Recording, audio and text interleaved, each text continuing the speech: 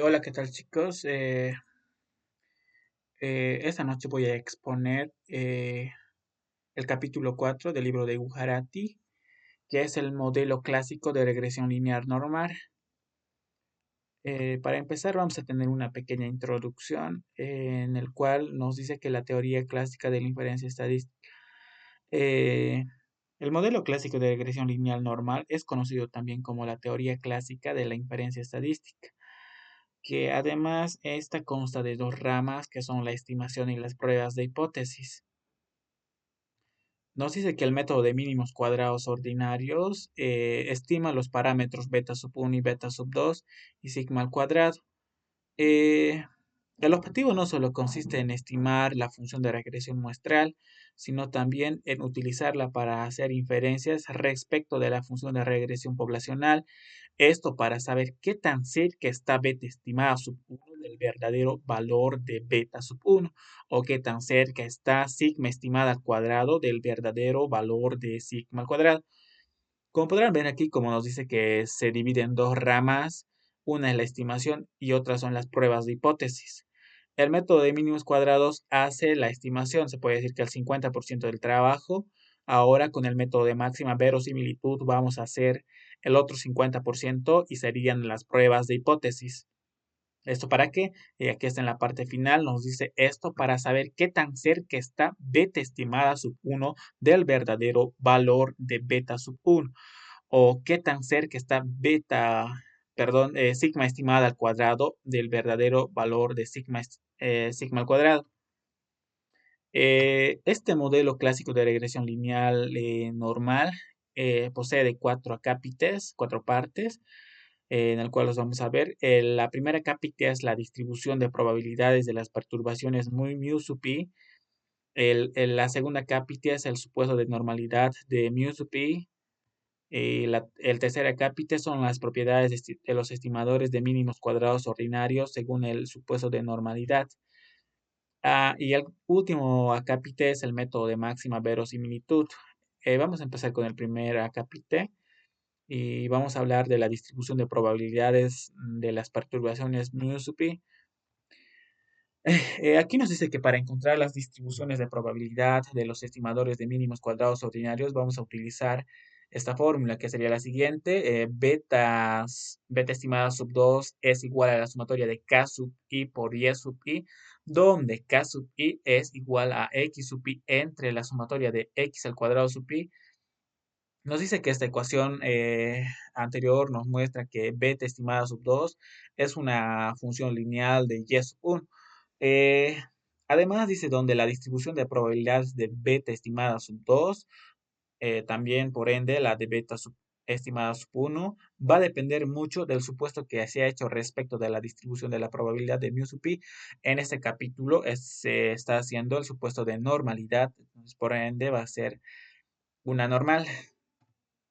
Continuando con el primer acápite, tenemos que mu sub i va a desempeñar un papel muy importante en las pruebas de hipótesis, como anteriormente les mencionaba en la introducción. Una de las ramas de la inferencia estadística es las pruebas de hipótesis. Entonces, mu sub i va a desempeñar, va a dar un papel muy importante para poder realizar estas pruebas de hipótesis. Después, además, en el contexto de regresión lineal, se supone que las mu sub i tienen una distribución de probabilidad normal. Eso es con fines de lectura. Ahora nos dice que también si a los supuestos del modelo clásico de regresión lineal se añade el supuesto de normalidad para que mu sub i, vamos a obtener lo que se llama el modelo de regresión lineal normal. Y de aquí viene el título del capítulo, que es el modelo clásico de regresión lineal normal. Y aquí sería la explicación, ¿no? Nos dice que si al supuesto del modelo clásico de regresión lineal solo basta añadirle el supuesto de normalidad para mu sub i, vamos a obtener lo que se llama el modelo clásico de regresión lineal normal, únicamente con la diferencia de que nosotros estamos añadiendo el supuesto de normalidad para mu sub i. Ahora, en la segunda cápite, vamos a ver, nos dice que el modelo clásico de regresión lineal normal supone que cada mu sub pi está normalmente distribuida con la media, la varianza y la covarianza. Ahí tienen sus fórmulas. Les pasaré las diapositivas posteriormente al grupo.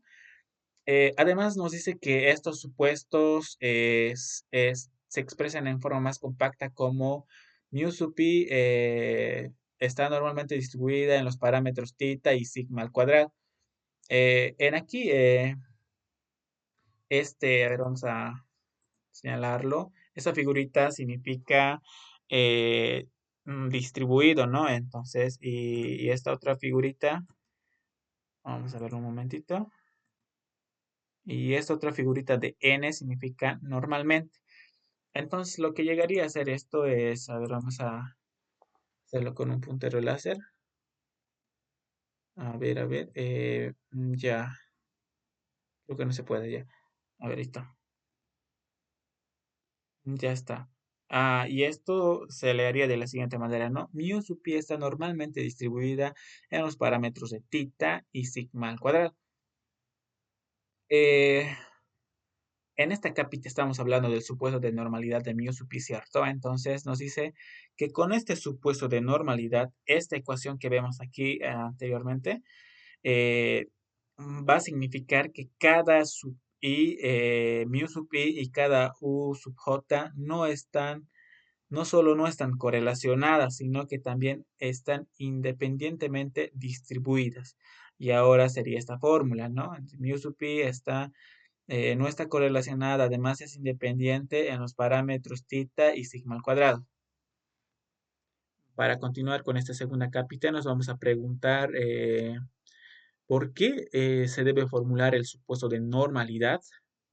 Y que están esas figuritas igual, ¿por qué nos debemos formular el supuesto de normalidad? Están diciendo. Ahora, la primera razón es, nos dice que se espera que la influencia de las variables omitidas sea pequeña y en el mejor de los casos aleatoria. El segundo motivo es una variante del teorema del límite central establece que aunque el número de variables no sea muy grande o si estas variables no son estrictamente independientes, su suma puede estar aún normalmente distribuida. Con el supuesto de normalidad se derivan con facilidad las distribuciones de probabilidad de los estimadores de mínimos cuadrados ordinarios. La tercera razón, ¿verdad? Aquí vamos a tener otras tres razones que nos dicen. La cuarta razón nos dice, la distribución normal es una distribución comparativamente sencilla y requiere solo de dos parámetros, la media y la varianza, como les he mostrado en la anterior diapositiva, las fórmulas de la media, la varianza y la covarianza. La quinta razón nos dice que no solo contribuye a derivar a las distribuciones de probabilidad exactas de los estimadores de mínimos cuadrados ordinarios, sino también permite utilizar las pruebas estadísticas, ¿no? Esto es por hacer la inferencia. Como sexto supuesto o como sexta razón por el cual eh, nos debemos preguntar por qué debe formularse el supuesto de normalidad es que nos dice que en la actualidad hay muchos datos transversales y de series de tiempos con una cantidad relativamente grande de observaciones. Por tanto, el supuesto de normalidad puede no ser tan crucial en conjuntos grandes de datos. Eso nos quiere decir, en otras palabras, que el método de mínimos cuadrados ordinarios puede ser para datos grandes y el método de máxima verosimilitud que acapa este capítulo eh, no es tan crucial en conjuntos grandes de datos. Ahora, como la tercera cápita, tenemos las propiedades de los estimadores de mínimos cuadrados ordinarios según el supuesto de normalidad. Aquí tenemos 8 propiedades, si más no recuerdo bien. La primera propiedad nos dice que son insesgados. Después, los estimadores dicen que tienen una varianza mínima. También presentan consistencia. Nos dice que beta estimada sub 1 está normalmente distribuida con la media y la varianza. También la quinta propiedad nos dice que están normalmente distribuidas con la media y la varianza.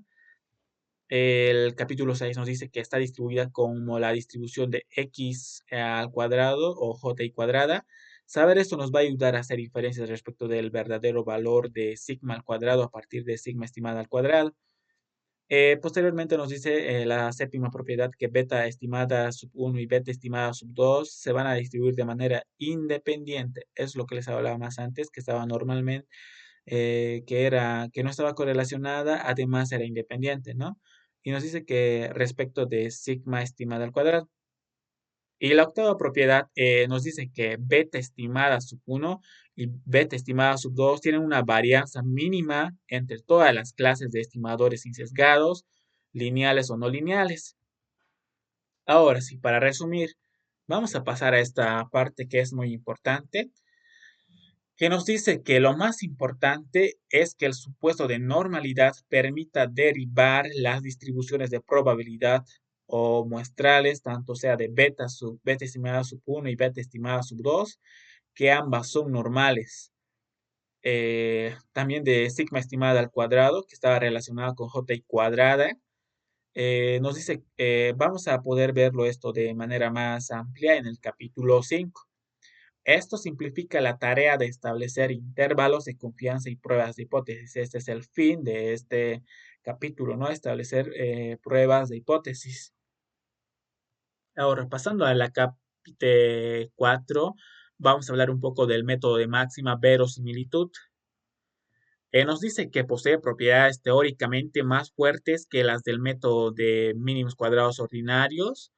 Eh, en esta parte nos está tratando de decir que, como hemos visto, tanto el método de mínimos cuadrados ordinarios tiene sus propias propiedades, también el método de máxima verosimilitud tiene sus propias propiedades, y por ende nos dice que el método de máxima verosimilitud tiene propiedades teóricamente más fuertes que las del método de mínimos cuadrados ordinarios. Como ustedes podrán ver en los capítulos anteriores, nosotros hemos hecho unos ejercicios en Excel, ¿cierto? Y donde nosotros con el licenciado teníamos que ubicar dónde estaban las propiedades, si cumplían las propiedades o no las propiedades. Ahora en este caso es lo mismo, tenemos 8 propiedades, las cuales nos dice que teóricamente son más fuertes que las del método de mínimos cuadrados ordinarios. Ahora, basta aclarar que si se supuso que mu sub pi está normalmente distribuida, esto es con fines de lectura igual, nos dice que solo para los lectores nos basta aclarar que sí se supuso que mu sub pi está normalmente distribuida. Ahora, los estimadores del método de máxima verosimilitud y del método de mínimos cuadrados ordinarios de los coeficientes de regresión, los betas o los parámetros nos dice que son idénticos y esto es válido para regresiones simples al igual que para regresiones múltiples. Las regresiones múltiples son las que hemos estudiado en el capítulo anterior con el licenciado y las simples serían estas. Ahora vamos a pasar a la siguiente diapositiva. También estamos hablando del método de máxima verosimilitud. Nos dice que como el método de mínimos cuadrados con el supuesto adicional de normalidad, este método de máxima verosimilitud es igual que el método de mínimos cuadrados, solo con el supuesto adicional de normalidad de mu sub pi, que nos va a proporcionar todas las herramientas necesarias para llevar a cabo la estimación y las pruebas de hipótesis. El 100% de los modelos de regresión lineal, o sea, el 50% es la estimación y el otro 50% son las pruebas de hipótesis para los modelos de regresión lineal. Es por eso que en este capítulo estamos hablando, nos estamos enfocando en las pruebas de hipótesis con el supuesto de normalidad. Ahora, para continuar y para decir en palabras simples qué es más o menos el método de máxima verosimilitud, nos dice, como lo indica el nombre, consiste en estimar los parámetros desconocidos de manera que la probabilidad de observar las y's dadas sea lo más alta posible. Por consiguiente, vamos a tener que encontrar el máximo de la función de la ecuación. Aquí tienen una pequeña imagen que les explica qué es más o menos el método de máxima verosimilitud, pero plasmado en una imagen. Aquí tenemos la población, aquí tenemos una muestra. Nosotros hasta ahora con el modelo de mínimos cuadrados ordinarios hemos hecho hasta esta parte con la función de regresión muestral. De una población hemos hecho un muestreo y ahí teníamos una muestra y hemos estimado los parámetros, ¿cierto? Ahora, para saber qué tan cerca está, digamos, esos parámetros de los parámetros estimados o de los parámetros estimados al verdadero valor de los parámetros, vamos a tener que hacer una estadística inferencial y esto con el método de máxima verosimilitud, con las pruebas de hipótesis y con el supuesto de normalidad. Esto, como ya les dije en la introducción, para saber qué tan cerca está beta estimada sub uno del verdadero valor de beta sub uno, ¿cierto? O qué tan cerca está sigma estimada al cuadrado del verdadero valor de sigma al cuadrado. En eso se plasmaría esta imagen y eso sería todo. Y muchas gracias por escucharme.